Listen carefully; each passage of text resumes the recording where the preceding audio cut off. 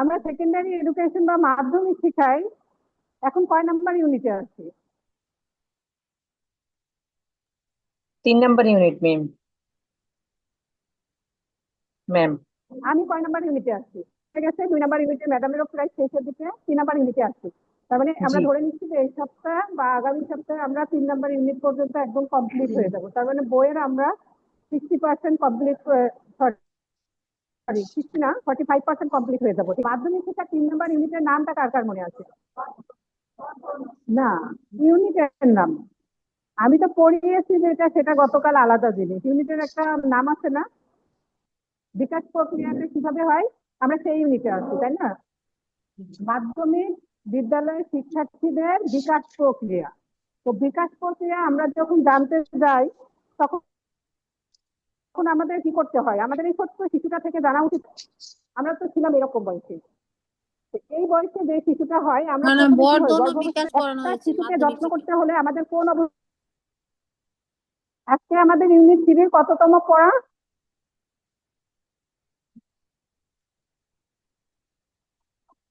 শিশু শারীরিক ও মানসিক বর্ধনের প্রকৃতি। Second class. গতকাল আমরা ফার্স্ট ক্লাসটা করেছি। ফার্স্ট ক্লাসে কি কি করেছিলাম একটু মনে আছে?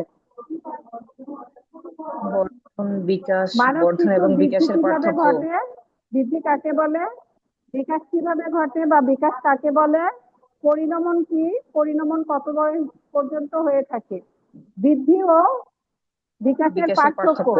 এদের জি সম্পর্কগুলো আপনারা লিখতে পারবেন, কারণ বয়সের সাথে সাথে বিকাশের সম্পর্ক আছে, তাই না? 3 বছরের বাচ্চার যে বিকাশ ঘটবে না, নিশ্চয় 10 বছরের বাচ্চার সেটা ঘটবে না, আরো ব্যাপক হবে। তার বয়সের সাথে সাথে শারীরিক যে বিকাশগুলো ঘটবে সেগুলো তার বয়সের সাথে সাথেই পরিবর্তন হবে। এজন্য বয়সের সাথে শারীরিক এবং মানসিক দুইটারই কি পরিবর্তন আসে। ঠিক আছে, আজকে দেখেন শিশুর শারীরিক ও মানসিক বর্তনের প্রকৃতি কি? প্রকৃতির ভিতরে 2 ধরনের আছে। আমরা স্বরূপ লিখি না, স্বরূপ আর প্রকৃতি কিন্তু একই কথা। তাহলে দেখেন শিশুর শারীরিক ও মানসিক বর্ধনের প্রকৃতি, আমরা শিশুর কথা বলতেছি। শিশু WH এর মতো শিশু কত বছর পর্যন্ত কেউ জানেন? ম্যাম, 12 WH বছর। এর মতো শিশুকে কত বছর পর্যন্ত বলা হয়? কত থেকে কত বছর পর্যন্ত শিশু? 0 থেকে 12 বছর ম্যাম। WH তো দিলেন সবাই। WH কি? Very good. এগুলো কিন্তু হ্যাঁ, অ্যাব্রিভিয়েশন 18 আছে। বছর বয়স পর্যন্ত। ওয়ার্ল্ড হেলথ অর্গানাইজেশনের মতে তারা যে করেছেন আমাদেরকে, শিশুর বয়সের একটা ধারাবাহিকতা দিয়েছেন, সেখানে শিশুকে স্বীকৃতি দেওয়া হয়েছে 0 থেকে 18 বছর পর্যন্ত। হ্যাঁ, জি 18 বছরের আগে না, 17 বছর পর্যন্ত। 18 বছর, 19 থেকে আবার সে যৌবনে পা দিবে। 19, 18 প্লাস হলে 19-এ যাবে, ঠিক আছে, কিন্তু 18তেই সে থাকবে। 18 বছর পর্যন্তই তাকে কি ধরা হয়? শিশু ধরা শিশু। হয়। এই জন্য শিশু শ্রমে যাদের বিচার হয় তাদেরকে দেখবেন 18 বছর হলে তাদেরকে কোথায় দেয়? কেউ অন্যায় করলে সংশোধন কেন্দ্রে দেয়, কেউ কাউকে জেলে দেয়।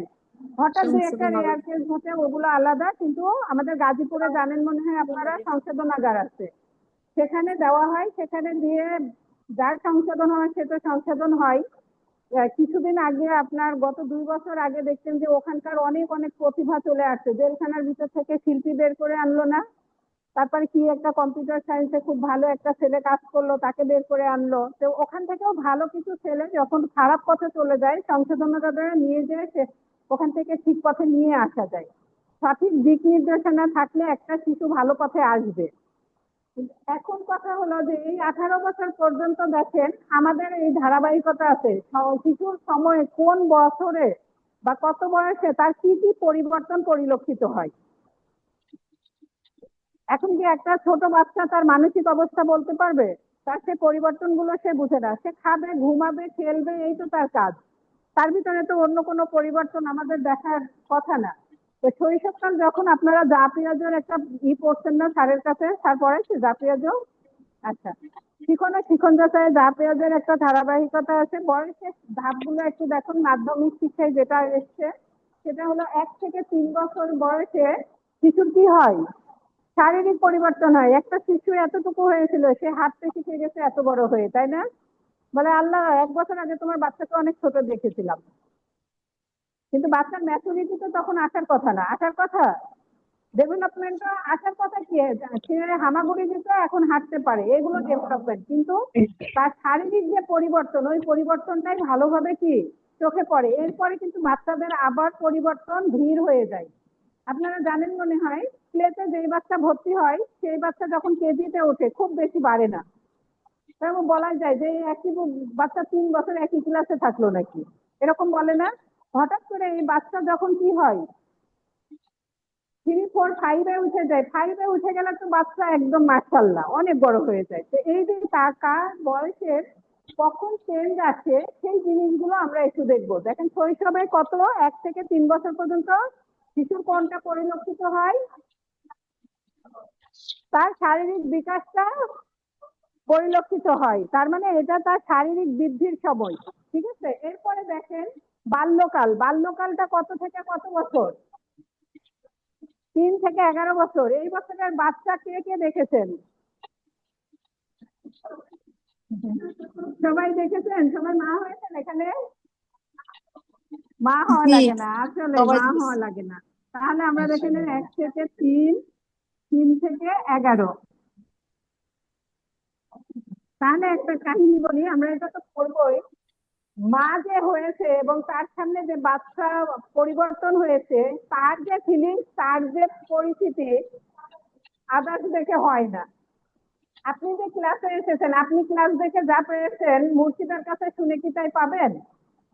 ওই অনুভূতি গুলো পাবেন? হয়তো পড়াটা পাবেন, এখানে আপনারা হাসবেন, ঘুরতেছেন, গল্প করতেছেন, চা খাচ্ছেন, এগুলো কি মুর্শিদা আপনাকে দিতে পারবে? পড়াটা দিতে পারবে। তাহলে আপনি কত কিছু মিস করে ফেললেন না? মা যে এখনো হয় নাই, সে এগুলো এখনো মিস করে আছে আর কি। দোয়া করি তারা খুব তাড়াতাড়ি মা হয়ে যাবে ইনশাল্লাহ।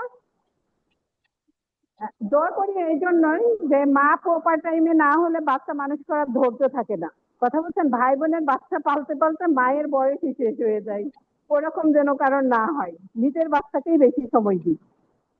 আবার এক সময় আছে যে স্কুলের বাচ্চাকে সময় দিতে দিতে নিজের বাচ্চা আরেকজনের কাছে দিয়ে দিই। ঘটনাগুলো এরকম হয়ে যাচ্ছে না আমাদের? আমার বাচ্চা আমার কথা শুনতেই চায় না। আমি গত ক্লাসে মানে অনলাইনের পরে একজন আমাকে ফোন করেছে, বলেছে এই কথাটা যে আমার বাচ্চা আমার কাছে পড়তেই চায় না। কি করেছেন? আমার এক কলিগকে দিয়েছে। লাভটা কি হলো আমি বুঝলাম না।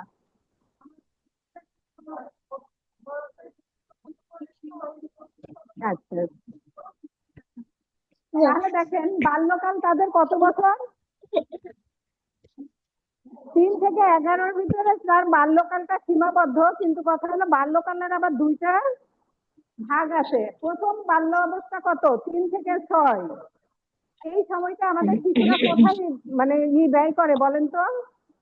এই সময়টা আমাদের শিশুদের আমাদের কাছে থাকার কথা, বাবা মায়ের কাছের কথাকার কথা। এখন যদিও 5 ক্লাসে মনে হয় প্রি প্লেতে দেওয়া যায়, প্রি প্লে না, ওটা কি প্রি প্রাইমারি, 5 ক্লাসে দেয়। হ্যাঁ, না আমরা সরকারি যেহেতু পড়াশোনা করতেছে, আমরা সরকারি নিয়ম অনুযায়ী বলি। কিন্ডার গার্ডেনে তো আপনার মায়েরা পারলে 2.5 বছরে দিয়ে আসে।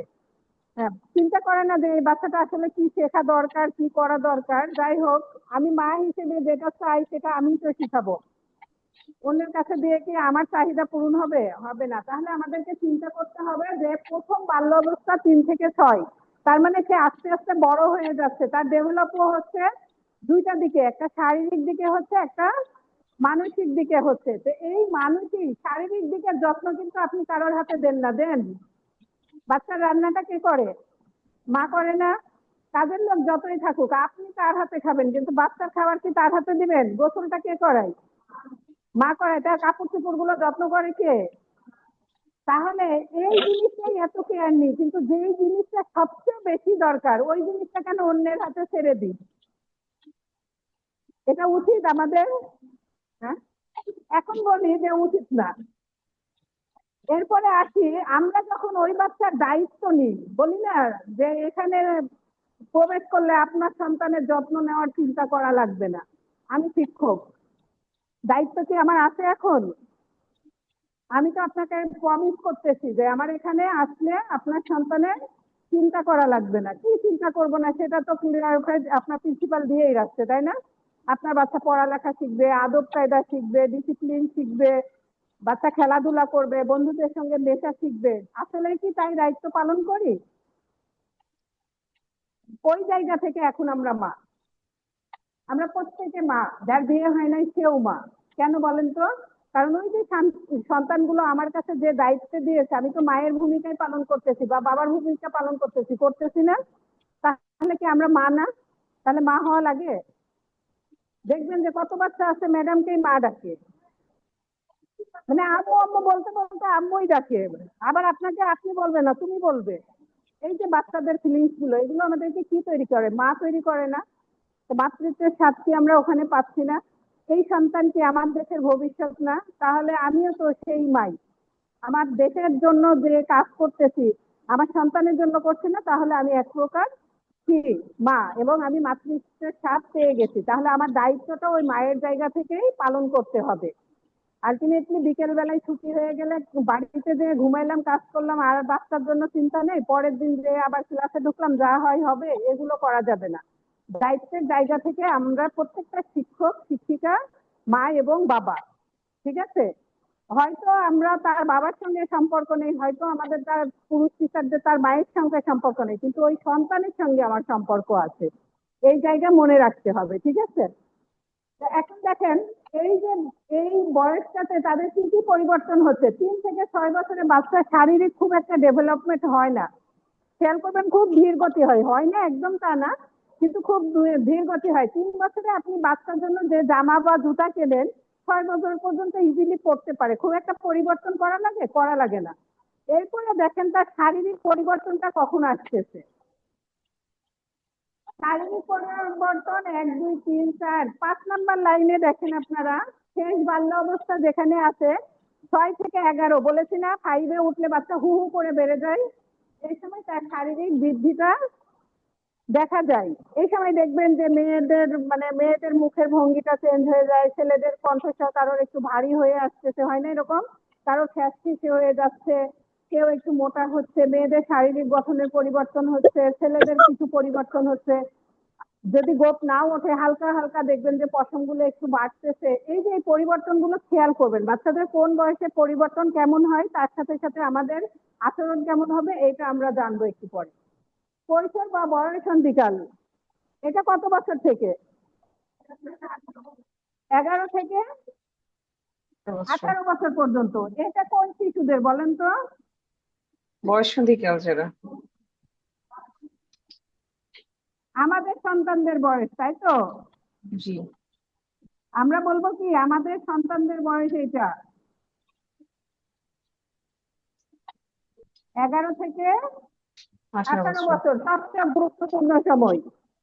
এই সময় বাচ্চা কি হয়, কি কি পরিবর্তন মানসিক পরিলক্ষিত বিকাশ হয় হয়। বাচ্চার ভিতরে?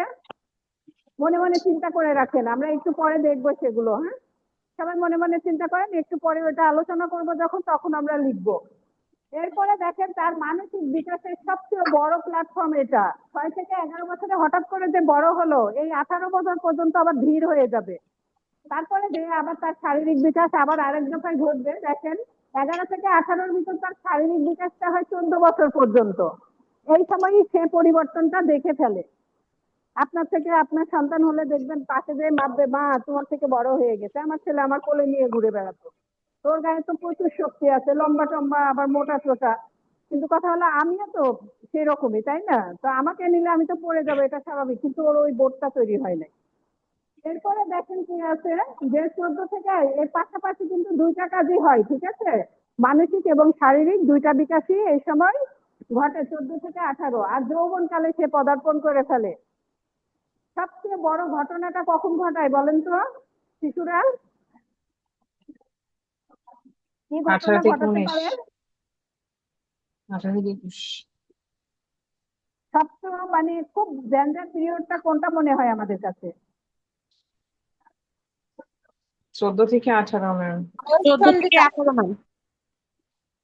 এই সময় বাচ্চা একটা বিয়ে করে ফেলে। কল্পনা করতে পারবেন এর আগ পর্যন্ত সে প্রেম পর্যন্ত থাকে, এরপরে সে ডিসিশন নিয়ে ফেলতে পারে। তাহলে বাবা মা এবং শিক্ষকরা কতটা সচেতন হয়ে তাকে দিক নির্দেশনা দিতে হয় বুঝতে পারছি আমরা। সবচেয়ে ডেঞ্জার পিরিয়ডটা তাহলে কোন সময় বলে আমরা বলি যে এই সময় বাচ্চা ভুল পথে যাবে। আমরা দেখেন যে বাচ্চা এসএসসি মানে 16 বছর পর্যন্ত কিন্তু ছাড়ি না খুব একটা, ছাড়ি, কিন্তু ইন্টারমিডিয়েটে উঠে গেলে বাচ্চা তখন বন্ধু বান্ধব কোচিং এগুলো আমরাও একটু ভাবি একটু বড় হয়েছে একা ছেড়ে দিই। ভুলটা তো তখনই করার বয়স। 11 বছরে খুব বাচ্চা বেশি ভুল করে ফেলে। যদি আমি আপনি সচেতন থাকি, ভুল করার স্কোপ থাকে, সে তার কোন ফ্রেন্ড সার্কেলের সাথে মিলতেছে, তার পরিবেশটা কি, সবকিছু যদি দেখে রাখতে পারি ভুল হয় না। কিন্তু এই যে ডেঞ্জার পিরিয়ড কত বলতেছি, 18 বছর, সে মনে করে আমি অনেক বড় হয়ে গেছি, আমি মিছিলে যেতে পারি, আমি মিটিং এ যেতে পারি, আমি ডিসিশন নিতে পারি, এবং সে তার ডিসিশন গুলো বাবা মার উপর চাপাতে থাকে আস্তে আস্তে। আমার এখন এটা লাগবে, দিতে হবে, দিবে না কেন। এর আগে কিন্তু তার গলার স্বর এত থাকতো না। হ্যাঁ, চাইতো, মারামারি করতো, বকাবকি করতো, কিন্তু পরে এসে মা বলে ডাকতো। কিন্তু এই বছর বয়সে যে শিশু কি করে, এখানে যে শিশু থেমে যায়।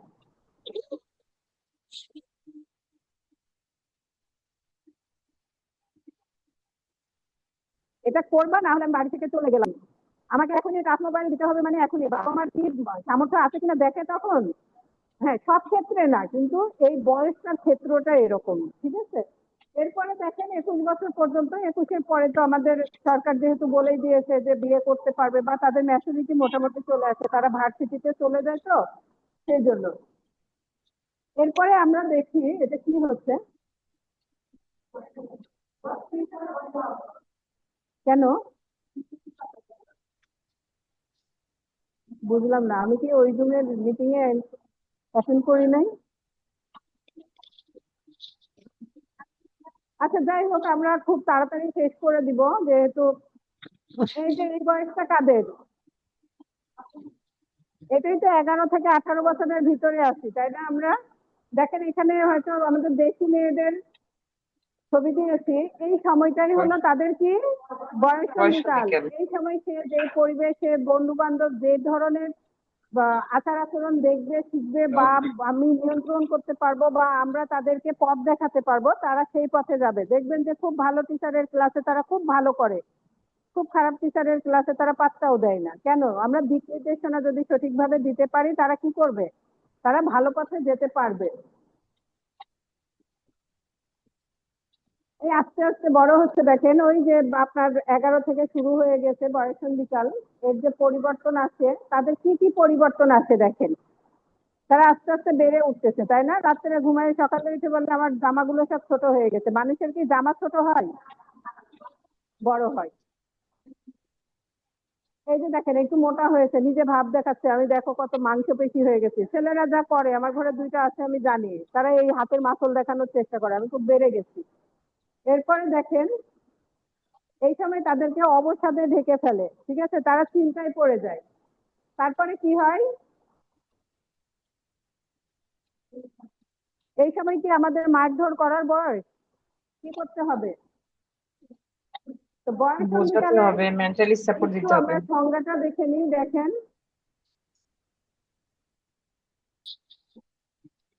বয়সন্ধিকালের ইংরেজি কি? অ্যাডোলেসেন্ট। আর এর ইংরেজি প্রতিশব্দ কি আছে?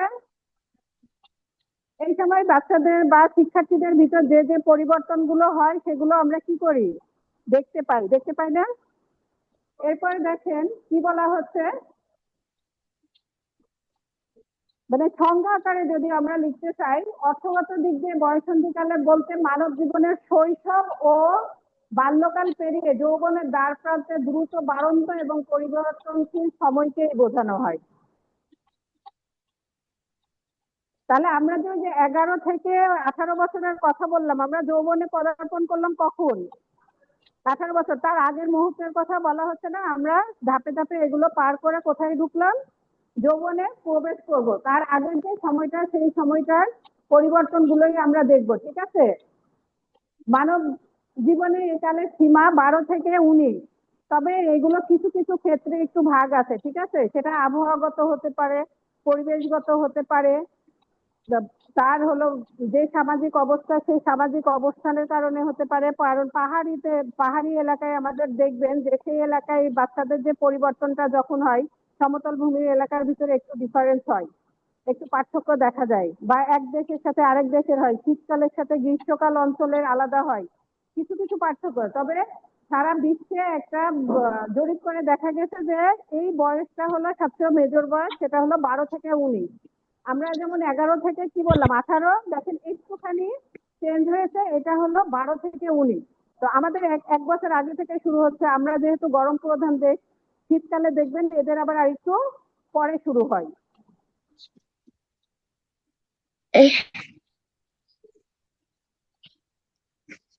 মনোবিজ্ঞানী ইভি হারলকের মতে মানব জীবনে 12 থেকে 21 বছরের সময়ই হলো বয়ঃসন্ধিকাল।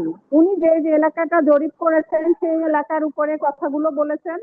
এরপরে দেখেন, তবে স্থান, কাল, আবহাওয়া, ভূপ্রকৃতি এবং পরিবেশ তথা পারিপার্শ্বিক কারণে বয়ঃসন্ধিকালের বয়স সীমার কিছুটা রদবদল হবে। যে একটু আগে বললাম যে সেই পরিবেশের কারণে হতে পারে, ওই দেশের আবহাওয়ার কারণে হতে পারে, ভূপ্রকৃতির কারণে হতে পারে, যেমন পাহাড়ি সমতল ভূমি সেই এলাকার কারণে। এটা আমরা বলে ফেলেছি, এটা আর আমরা এখন বলতেছি না, যেহেতু আমাদের জুম সতর্ক দিতেছে।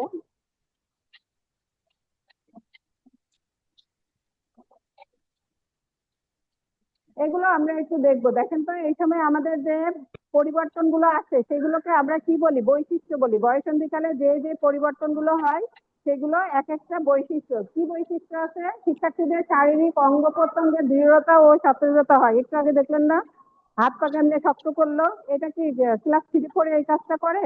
করে না, একটু পরে করে। 11 থেকে 18 বছর বা 12 থেকে 19 বছরের ভিতরে ছেলেদের ক্ষেত্রে কি হয়? দাড়ি গজাতে পারে, তাদের আবার বিভিন্ন যে গোপন অঙ্গগুলো আছে সেখানে তাদের লোম গজাতে পারে, ঠিক আছে। এরপরে দেখেন, ছেলেদের বীর্য উৎপাদন ক্ষমতা ও মেয়েদের মাতৃত্ব প্রবণতা সকল আঙ্গিক বৃদ্ধি এই সময়ই সম্পন্ন হয়ে যায়।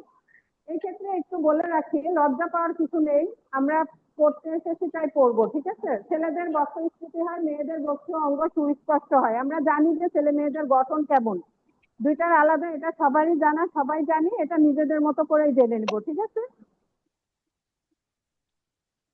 বয়ঃসন্ধিকালে ছেলে মেয়ে উভয়েরই যৌনাঙ্গের সক্রিয়তা এবং বিপরীতমুখী কি আকর্ষণ বাড়ে। দেখবেন এই সময় ছেলেরা মেয়ে বন্ধু খুঁজে, মেয়েরা ছেলে বন্ধু খোঁজে। যদি গার্লস স্কুলে পড়ে এই সময়টা তাদের জন্য খুব নিরাপদ থাকে। যদি বয়েজ এবং মিক্সড স্কুলগুলোতে পড়ে তাহলে কি একটু আমাদেরকে সচেতন থাকতে হয় যে সে আসলে কি করে বেড়াচ্ছে, কি করতেছে। এটা হবে, বন্ধু বান্ধব মিলবে, মিলতে মিলতেই তো একসময় খারাপ কিছু হয়ে যায়। কিন্তু তাকে বুঝাতে হবে আমরা সেই জায়গাটায় কিভাবে নিরাপদ থাকতে পারি। তারপরে দেহের ওজন বাড়ে, কণ্ঠনালী ও গ্রন্থির সক্রিয়তা বৃদ্ধি পায়। একটু আগেই বললাম যে আমাদের কি সাধারণত ছেলেদের বেশিরভাগ বোঝা যায় যে কণ্ঠনালী চেঞ্জ হচ্ছে, আর মেয়েদের ক্ষেত্রে একটু ভারী হয়ে আসে। একদম ছোট বাচ্চার কণ্ঠ তো আর থাকে না, একটু হলেও চেঞ্জ হয়। শ্বাসনালী, ফুসফুস ও কণ্ঠনালীর সক্রিয়তা বৃদ্ধি পায় এবং স্বরের পরিবর্তন ঘটে। এটা দেখবেন যে সাধারণত হঠাৎ করে কি মোটা মোটা কথা বলে, মনে হয় পুরুষ মানুষ ঘরে কথা বলতেছে ছেলেদের ক্ষেত্রে। মেয়েদের ক্ষেত্রে একটু জোরে কথা বললে দেখবেন যে চাপটা একটু বেশি হয়। শিক্ষার্থীদের মধ্যে বুদ্ধি প্রবণতা বৃদ্ধি পায় ও প্রযুক্তি দানের আগ্রহ সৃষ্টি হয়। বয়ঃসন্ধিকালে সামাজিক রীতিনীতি, ধর্মীয় শৃঙ্খলা, বিমূর্ত ধারণা এবং সিদ্ধান্ত গ্রহণের প্রবণতা জাগ্রত হয়। একটু আগে বললাম না, তারা ডিসিশন নিতে পারে, ডিসিশন নাই, কিন্তু সেই ডিসিশনটা কি তাদের সঠিক হচ্ছে না ভুল পথে যাচ্ছে, বা কিভাবে তাদেরকে ইতিবাচক কথা বলে আমরা ফেরত আনতে পারি বা আমরা সঠিক পথে দিতে পারি, এইটাই আমাদের কাজের জায়গা। শিক্ষার্থীদের মধ্যে নতুন চিন্তার প্রবণতা বাড়ে এবং আত্ম অহংকার বোধ সৃষ্টি হয়। চিন্তার প্রবণতা বাড়ে, এটা আমরা জানি। অনেক প্রশ্ন করে না, ক্লাসে খুব বেশি প্রশ্ন করে। মেয়ে টিচারদের তো ছেলেরা প্রশ্ন করতে করতে জর্জরিত করে, মেয়েরা একটু লজ্জা পায়, চুপসে থাকে দেখবেন। কিন্তু